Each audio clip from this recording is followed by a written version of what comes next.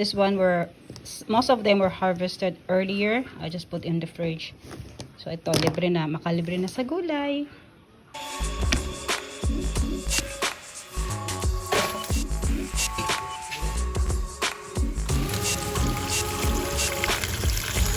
So na guys, you save some of the veggies and it's straight from your garden to your table.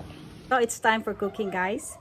Cook the spinach and the snake beans together with mung beans and other vegetables. So hopefully soon libre na mi tanan sa gulay na dili namin magpalit.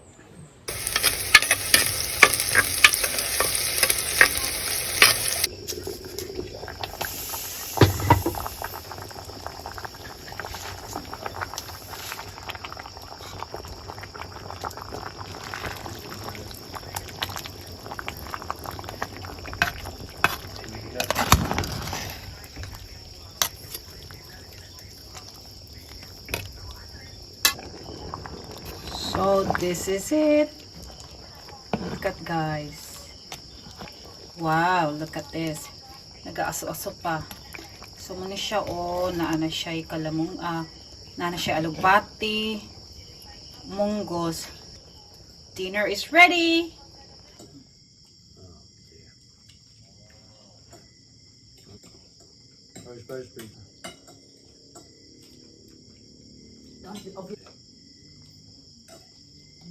It's very good, baby.